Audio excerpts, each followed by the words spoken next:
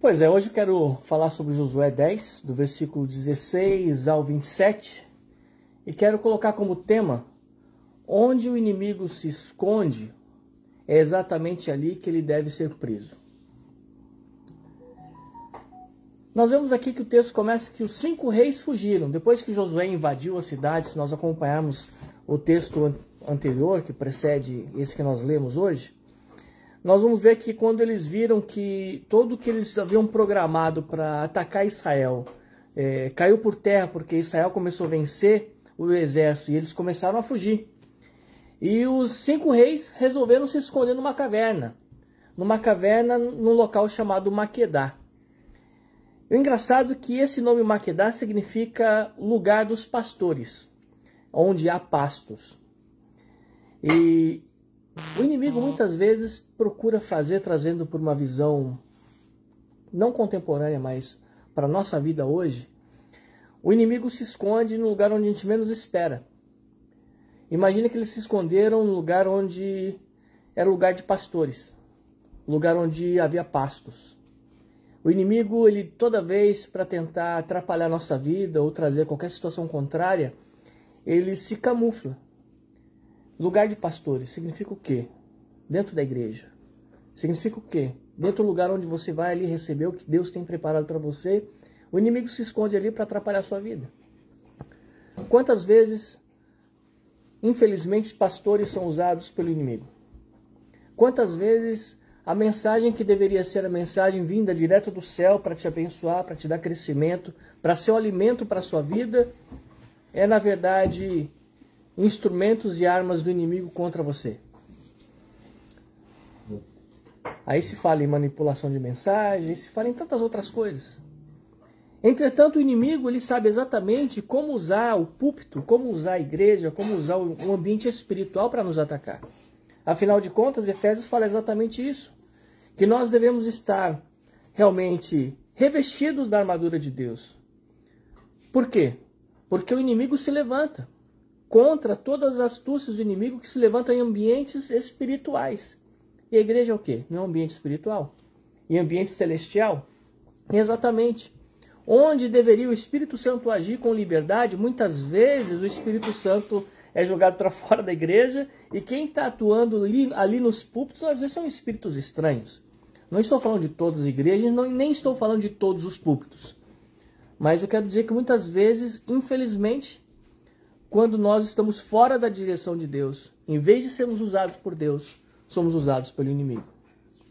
Quando você estuda a história do rei Saul, por exemplo, era um ungido de Deus. Não deixou de ser um ungido de Deus. Entretanto, porque Deus já havia se retirado dele, o Espírito de Deus não estava agindo na vida dele, quantas vezes quem o usou, quem guiou, quem atrapalhou Israel, foi o próprio Saul sendo usado pelo Espírito maligno. E a Bíblia fala que, pelo Espírito de Deus haver se retirado de Saul, um espírito maligno se apoderava dele. E quando eu paro para pensar, às vezes é assustador pensar dessa forma, mas quantos púlpitos muitas vezes, em vez de termos pastores usados pelo Espírito de Deus, nós temos espíritos malignos assolando os púlpitos, usando pastores, usando líderes, usando obreiros, usando pessoas. Porque o inimigo que ele precisa são de pessoas para serem usadas para fazer o trabalho dele. E muitas vezes nós vemos isso. E nós encontramos muitas situações espirituais que trazem consequências gravíssimas na igreja, em famílias, em todas as circunstâncias que envolvem a liderança por conta disso. E nós vemos que esses 5 reis, que vamos representar aqui como 5 principados, como 5 demônios, como 5 grandes espíritos que atuam dentro da igreja. E atuam exatamente escondendo em lugares de pastores. Era uma cova, mas essa cova estava num local chamado Maquedá, que significa local de pastoreio, local onde tem pasto verdejante, local onde as ovelhas procuram para se alimentar. E em vez de encontrar um lugar tranquilo, como o salmista diz, né, que o bom pastor, que é o Deus, que é o meu pastor, me leva para pastos verdejantes. E nesse caso aqui a situação estava complicada, porque ali tinha 5 reis fugitivos que eram contra o povo de Deus. E cada um representando uma nação que era inimiga de Deus, inimiga do seu povo. E nós vemos que nesse momento, quando eles se escondem nessa caverna, quando Josué fica sabendo, a primeira coisa que Josué fala é: aprisionem eles dentro desse lugar. E vocês podem descobrir que todo líder, que toda pessoa, que muitas vezes deixa subir para a cabeça essa liderança, esse cargo, qualquer coisa, o poder, ele geralmente cai na sua própria cova. Cai exatamente aonde ele está. Porque geralmente ele acaba se perdendo quando ele não sabe entender que toda a glória e toda a honra deve ser a Deus e não a ele mesmo. Que o poder é de Deus e não é dele. Que a autoridade é de Deus e não só dele. Porque muitas vezes a liderança assume que eles são intocáveis. Que eles são tudo. Que deles a igreja depende. E não é mais de Deus. Então muitas vezes é nessa situação. São essas situações que demonstram que a igreja muitas vezes se perde. Que o povo se perde.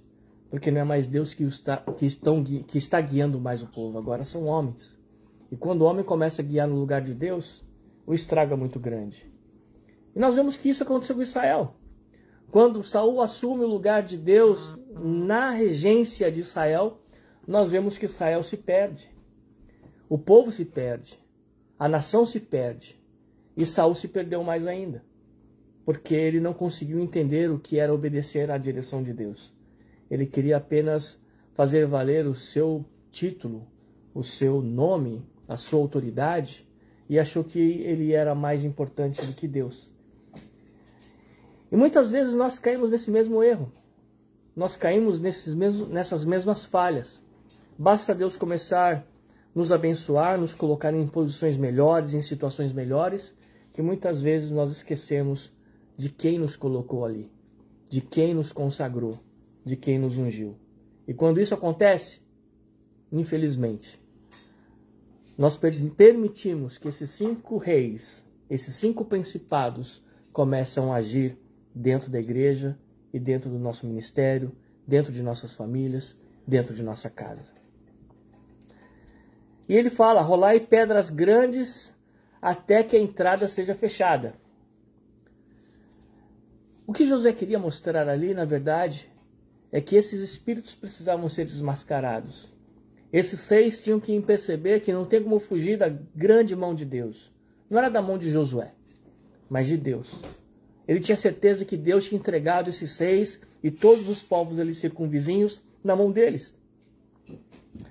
Ele fala: e fiquem de guardas, fica vigiando. Não permita que eles fujam dali. E outros continuem perseguindo os outros inimigos para que todos sejam destruídos. Que não sobre nada em ninguém. Josué queria que o povo entendesse que o que Deus pede para fazer tinha que ser executado 100%. Porque quando somos guiados por Deus, tudo que nós ouvimos e recebemos de Deus, sabemos que devemos executar 100% e não deixar nada para trás, nenhuma rebarba. Não foi o que aconteceu com Saul, por exemplo. Voltando com Saul outra vez. Saul foi escolhido pelo povo para ser rei, Deus o ungiu como rei, mas quando era para obedecer e quando Deus deu a ordem, Deus falou: vai lá e destrói 100% os amalequitas, não deixa ninguém vivo. E de repente, Saul deixa o rei ficar vivo. E traz o rei como se fosse um prêmio para dentro de Israel. E não deixa, não mata o rei.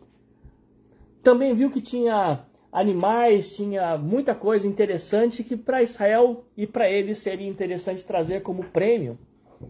E ele não destrui tudo e não destrói o rei e não mata todo mundo. O que acontece com isso? Deus o castiga, tira o reinado de suas mãos e, além disso, tira também toda a possibilidade dele continuar sendo o rei que Deus tinha escolhido para ser rei de Israel. Quando nós desobedecemos, perdemos a chance da continuidade da bênção de Deus na nossa vida. Perdemos a continuidade de que aquela unção faça valer em nossa vida para sempre. Saul tinha uma unção especial que valia não só para ele, mas valia para ele e toda a sua descendência. Porque o reinado, como todo mundo sabe, é de pai para filho. Ele era o rei, o próximo seria o seu filho. Mas por conta da sua desobediência, de não ter seguido 100% o que Deus tinha determinado, o que aconteceu? Ele perdeu por completo e rompeu de suas mãos a continuidade da bênção. Não adianta a gente ser abençoado só por um momento e perdermos o resto da bênção de Deus, e que se torna maldição. Porque a pior maldição é quando a bênção de Deus não está. Não precisa vir nenhuma maldição, nenhum feitiço contra nós. É só a bênção de Deus não estar presente e já é uma maldição. É só Deus não estar presente, já estamos sozinhos e amaldiçoados. Entretanto, Josué entendeu e mandou sentenciar e resolver tudo como Deus havia determinado. E obedece, ao contrário de Saul. E depois disso ele coloca: perseguir os inimigos, não deixe eles voltar para sua cidade. Eles não podiam mais voltar no lugar que eles faziam parte. Nós estamos falando aqui, vamos trazer para o dia de hoje, são situações contrárias que atuam em nossa vida em lugares específicos. Muitas vezes tem pessoas que têm problemas dentro da área financeira e nunca conseguem resolver. Tem pessoas que têm problema na área da família e nunca conseguem solucionar. Tem pessoas que existem enfermidades que acontecem de geração em geração e nunca é solucionado.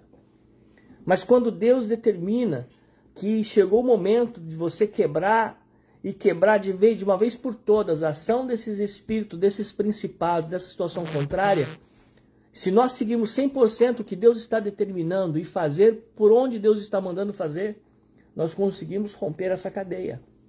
Nós conseguimos quebrar essa continuidade do inimigo e trazemos o contrário, a continuidade da bênção de Deus sobre a nossa vida, em vez da maldição.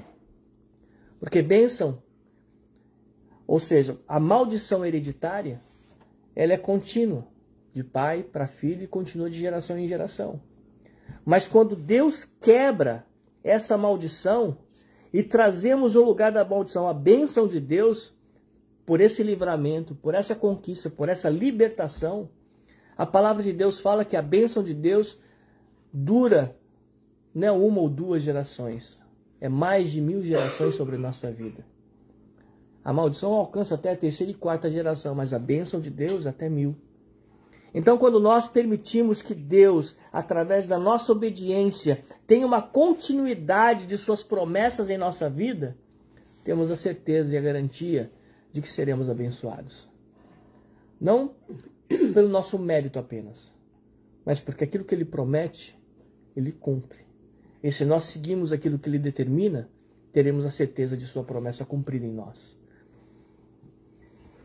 A destruição do inimigo é mostrada aqui exatamente quando Josué declara com todo Israel: vamos ferir a todos. E a Bíblia fala que eles feriram com muito grande matança, ou com muito grande e profunda ferida.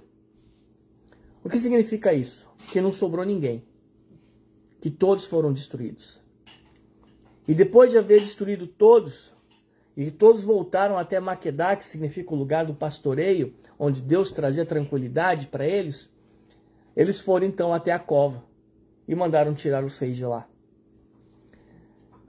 E a Bíblia fala interessante, é um versículo interessante, fala assim: depois de destruir a todos ao ponto de não haver um só ser vivo que pudesse mover a língua contra Israel. É interessante essa expressão. Não ficou mais ninguém que falasse mal de Israel, que falasse contra Israel, que falasse contra o povo de Deus. Ou seja, porque já todos estavam mortos, todos haviam sido destruídos. Não havia mais nenhum linguarudo no meio deles. Não tinha mais ninguém que ia mover a língua, não tinha mais ninguém que ia falar contra. E se não falar, também não ia ter ninguém que fizesse nada contra o povo de Deus. Mas ainda tinha 5 reis dentro da caverna. Trouxeram então os 5 reis. O rei de Jerusalém, e Jerusalém significa um lugar de paz. E aqui nesse momento, esse lugar de paz só tinha guerra, mas Deus estava profetizando que eles estavam conquistando a paz. Tinha Hebron, tinha o rei de Jarmute, o rei de Laques e o rei de Eglon. Todos esses estavam agora diante deles. E a palavra de ordem foi: coloque o seu pé no pescoço de cada um deles. Ou seja, subjugar o inimigo. O inimigo debaixo da planta dos seus pés. Todos os espíritos contrários que se levantaram contra você, contra a sua família, contra o seu ministério, contra tudo que você tem. Aqui, Deus ministra para Josué exatamente isso no texto. E Josué ministra ao povo que o inimigo estava sendo colocado debaixo da planta dos vossos pés. E não é só o corpo. Você está controlando ele no pescoço. Ele não se move. Ele não pode mais se mover. E eles iam ser destruídos. Josué então disse: não temas nem vos atemorizes, sede fortes e corajosos, porque assim fará o Senhor com todos os vossos inimigos contra os quais pelejardes.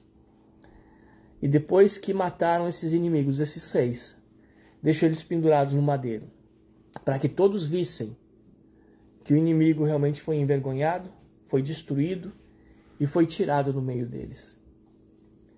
O que Deus nos mostra em cada texto de Josué não é só a conquista, não é só a vitória de uma guerra, não é só a conquista de um espaço, de um local, de um povo. Ele mostra muito mais. Ele mostra o que Deus profetiza sobre nossas vidas e o que Ele determina no mundo espiritual para cada um de nós. E essa conquista não é só uma conquista figurada, mas é uma conquista real. Onde Deus profetiza sobre nós a paz. Onde Ele profetiza sobre nós que o inimigo já está sendo destruído.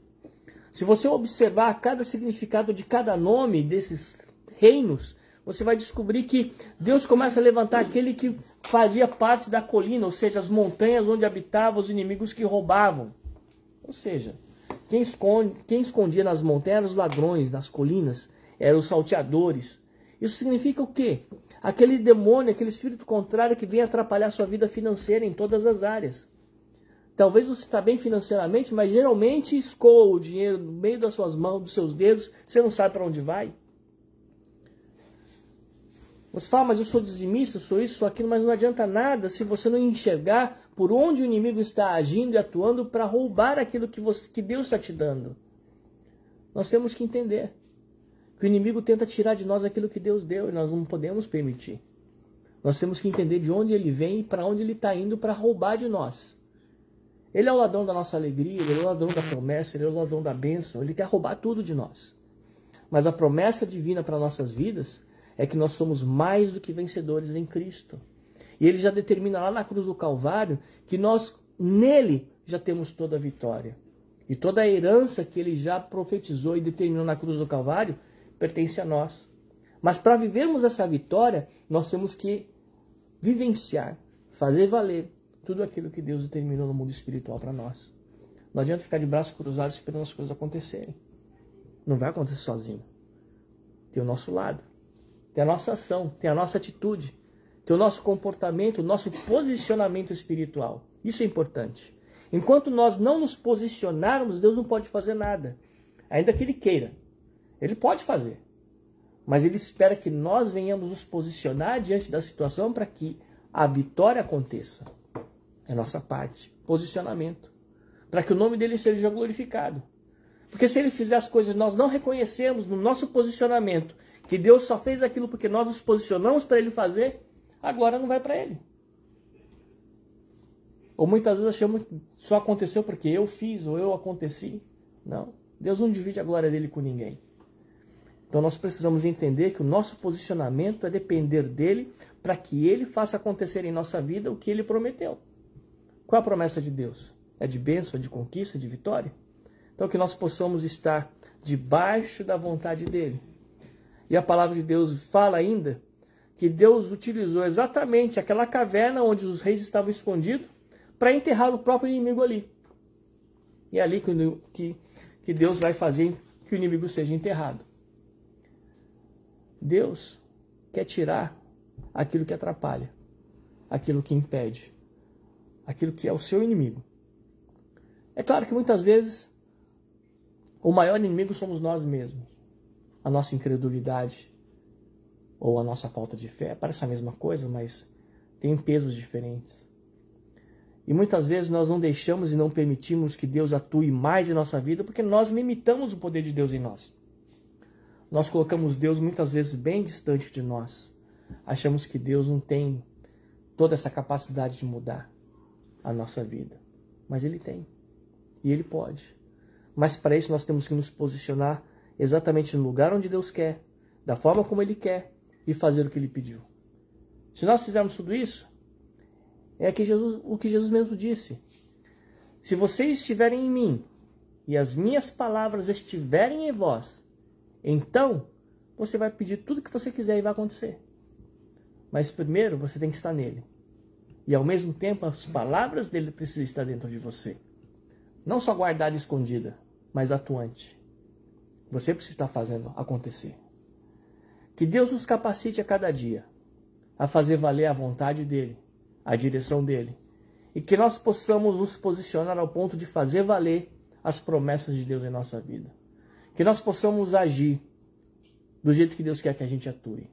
Que nós possamos tomar posicionamentos que Ele espera que venhamos tomar.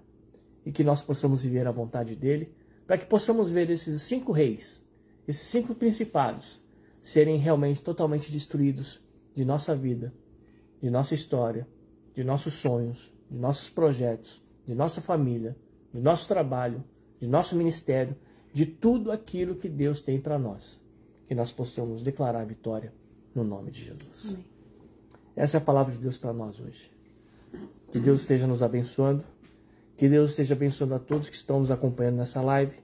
E que com certeza todos nós possamos estar lembrando de que vale muito a pena obedecer e seguir a vontade de Deus, para que nesse seguir e nesse posicionamento possamos ver a glória de Deus e glorificar a Deus em tudo que Ele vai estar fazendo sobre nós e através de nós. Amém.